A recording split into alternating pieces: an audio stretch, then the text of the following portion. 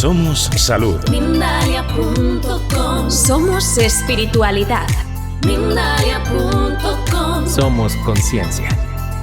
Mindalia.com. Mindalia.com. Somos la comunidad de la nueva consciencia.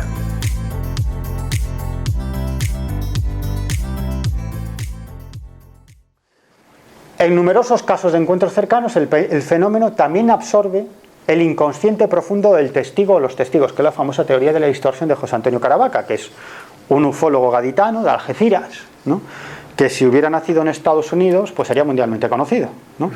Pero como ha nacido en Algeciras y tiene un acento andaluz que tira para atrás, pues es José Antonio Caravaca, ¿no?, uno de los grandes pensadores del fenómeno ovni en la actualidad, ¿no? Y yo me atrevería a decir que incluso en la historia, ¿no? Yo me acuerdo una vez en su casa, cuando estaba desarrollando esta tesis y tal, y quería enseñarme, ¿no?, lo que había descubierto y tal. Yo no lo veía muy claro, ¿no? Estaba allí en su casa, en Algeciras, habíamos ido a seguir un caso y tal, y recuerdo que me dijo la mujer, dice, ¡buf! Dice, yo me voy a acostar, dice que tú sales de esta casa mañana al amanecer, ¿no? Y efectivamente, ¿no? Entonces me explicó una serie de casos y me puso allí una serie de casos que estaba estudiando y tal, y digo, joder, qué historia más interesante, ¿no?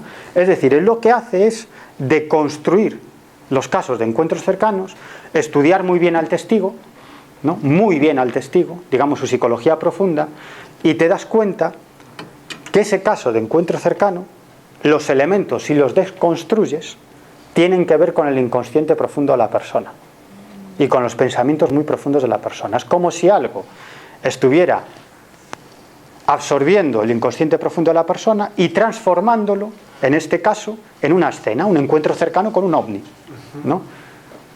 Pero que ese ovni, ese caso, esa historia, ese encuentro impacta tanto emocionalmente en el testigo porque él está hablando a él, está utilizando elementos de su inconsciente profundo. Y eso no es una imaginación, porque lo ven más personas y deja rastros en el terreno. Entonces, ¿de qué estamos hablando? Hay algo que quita de su inconsciente, reelabora para crear una escena y lo vuelve a proyectar ante el testigo, que es una cosa muy interesante, ¿no? Muy interesante. El fenómeno ovni constituye un mensaje simbólico para la humanidad. O sea, yo lo tengo claro. Todos hemos soñado, ¿no? Todos nos hemos acordado de algún sueño, incluso los sueños. Por eso, cuando salen estos libros de interpretación de sueños, que si sueñas con un gato quiere decir tal, si sueñas con no sé qué, son tonterías. Porque un gato para ti puede significar una cosa y para otra persona otra, ¿no? A grandes rasgos, pues sí, el gato en una determinada cultura significa una cosa, ¿no? Pero depende cómo tú lo interpretes y lo que tú sueñas tiene que ver contigo. Entonces, aunque el gato en tu cultura quiera decir no sé qué, a lo mejor para ti en ese sueño, en ese contexto es otra cosa, ¿no? Pero muchas veces cuando soñamos, los sueños nos dan respuestas a cosas que nos preocupan. ¿Nunca os ha pasado? ¿Nunca os ha pasado? Es decir, y tú te despiertas y dices, ostras, ¿no?, esto que yo le andaba dando vueltas es así, ¿no? Pero no hay nadie que haya venido de fuera a ponértelo delante de tus narices. Eso tú ya lo sabías. Lo que pasa es que conscientemente no lo querías ver por una serie de circunstancias de tu vida. Y el sueño, que es el inconsciente, te lo pone delante de los ojos, pero no te lo dice claramente nunca. ¿Qué utiliza? El símbolo y la metáfora.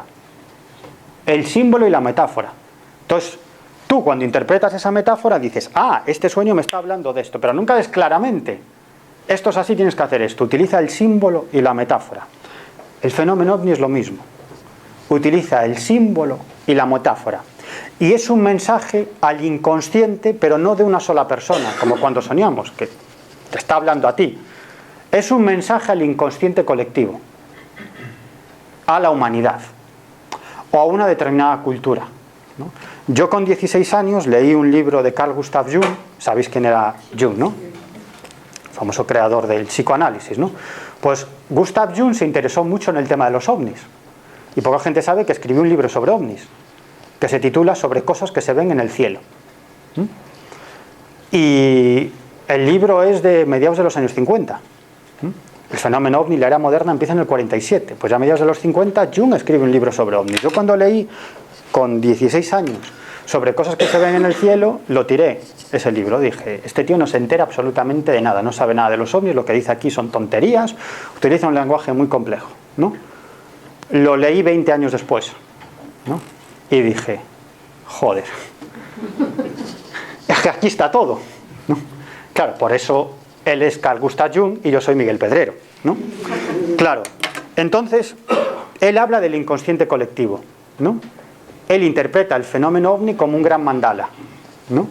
Como algo que le está hablando al inconsciente colectivo. Él no entra en si tiene materialidad o no, pero no lo descarta en ningún momento, ¿no? Obviamente tiene materialidad. El fenómeno ovni es detectado en radar, aterriza, deja rastros, quema cosas, quema gente, etcétera, etcétera, etcétera, ¿no? Pero para él el fenómeno ovni tenía que ver con el inconsciente colectivo, ¿no? No vamos a entrar aquí en la obra de Jung, pero si podéis leerla, leedla, sobre cosas que se ven en el cielo de Carl Gustav Jung, y yo digo, caramba, ¿cómo me pasó con Jacques Vallée? ¿No? Pero claro, Gustav Jung es más complicado que Jacques Vallée de leer, ¿no? Pero claro, uno ya tiene lecturas, ha leído muchas cosas, he leído de psicología, he leído de física y tal, y cuando lees a Jung 20 años después, con 30 y tantos, dices, ostras, ¿no? Si es que aquí está todo, ¿no? El equivocado era yo, no era Jung, ¿no? Y Jung no investigó casos de ovnis, ¿no? Pero no le hizo falta, ¿no? Lo vio claro desde el principio, ¿no? Y bueno, y aquí no voy a entrar. El origen del fenómeno ovni, para mí y de otros muchos fenómenos anómalos, es llámale inconsciente colectivo, conciencia global, orden del universo, la inteligencia creadora, llámale como te dé la gana, ¿no? Para mí esa es la clave del fenómeno ovni y de otros fenómenos anómalos, ¿no? Yo siempre cuento el caso de la Santa Compañía. ¿Sabéis qué es la Santa Compañía, no? Aquí di una charla la vez anterior sobre la Santa Compañía, esas procesiones de almas en pena que van por los caminos, ¿no? Y que muchas veces actúan a modo de aviso de una próxima muerte, porque desaparecen cerca de una casa, lo que quiere decir que en esa casa, en los próximos 3 días, antes de 3 días, el número mágico 3 en muchas ocasiones, va a morir alguien, o bien que detrás de esa procesión de almas en pena va una persona viva, lo que quiere decir que esa persona la va a palmar, ¿no? Próximamente. Bueno, pues mucha gente que no sabe lo que es la Santa Compañía, que no tiene ni la más remota idea, ve a la Santa Compañía y te describe la Santa Compañía, pero no saben lo que es la Santa Compañía, ¿no? Y dices, entonces existen las almas en pena que van ensotanados con sus cirios. No, porque los antropólogos saben exactamente, o bastante bien, dónde se origina el mito de la Santa Compañía, que tiene que ver con la caza salvaje de los pueblos nórdicos, con la creencia en el dios Odín recogiendo a las almas de los muertos en combate, cómo eso va mutando, se va sincretizando con el cristianismo, cuando llega el cristianismo a Europa a partir del siglo IV, luego con la creencia en el purgatorio, y todo eso va dando lugar a una amalgama y al mito de la Santa Compañía. Pero la Santa Compañía se aparece a gente que no sabe la Santa Compañía. Entonces, ¿de qué estamos hablando? Un mito que se sabe que es un mito, pero que se aparece. Todos estos fenómenos, los fenómenos anómalos, son puramente culturales. Si los coge un antropólogo, un sociólogo que no haya estudiado la parte fenoménica, lo explica todo desde el punto de vista de la creencia, ¿no? Otros, como yo y otros muchos, hemos dejado a un lado la parte de la antropología, tal, porque pensamos estos no se enteran de nada, ¿no? Y aquí hay un fenómeno real, material, ¿no? Y nos hemos ido por la parte fenoménica, ¿no? Y al final resulta que ni ellos estaban en lo cierto ni nosotros estábamos en lo cierto, ¿no? Que nosotros estábamos siguiendo la parte fenoménica, pero éramos unos absolutos ignorantes de la parte de la antropología, de la psicología, de la física, unos absolutos ignorantes, ¿no? Y al final te das cuenta que todos estos fenómenos, para comprender estos fenómenos no hay que leer libros de ovnis, no hay que leer libros de cualquier fenómeno, hay que leer libros de antropología, hay que leer libros de psicología, hay que leer libros de física, hay que leer libros de filosofía, hay que leer libros de biología, ¿no?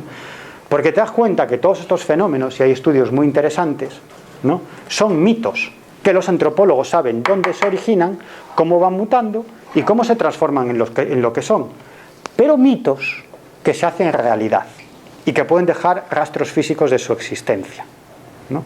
Por eso yo apunto siempre a la conciencia global que si sois religiosos le podréis llamar Dios, si queréis, pero no Dios, un tipo con barba blanca que nos está observando y nos castiga o nos premia, ¿no? No, hablo de otra cosa, hablo del orden del universo, ¿no? Ese punto de vista según el cual Dios somos todos nosotros, ¿no? Todos somos seres conscientes, todos los seres conscientes del universo formaríamos parte de Dios, porque formaríamos parte de esa conciencia global. Y nuestra conciencia, que no sería nuestra conciencia propia, sino que formaríamos parte de esa conciencia global, pero como somos estructuras físicas unitarias, pensamos que tenemos una conciencia, ¿no? Pero en el fondo nuestro cerebro actuaría más de conector con esa conciencia global, y lo que seríamos nosotros sería un compendio de cosas, de nuestras experiencias, nuestra genética, nuestra forma de conectar con esa conciencia global, pero de algún modo seguimos existiendo, una vez que este montón de músculos y carne y huesos deje de funcionar, ¿no? Por lo tanto, yo hablo de esa conciencia global. Entonces, Dios no es algo externo a nosotros, o la inteligencia creadora, o esa conciencia global no es algo externo a nosotros. Todos formamos parte de esa conciencia global, ¿no? Bueno, es algo muy complejo, no sé si me estoy metiendo en demasiadas complejidades, ¿no?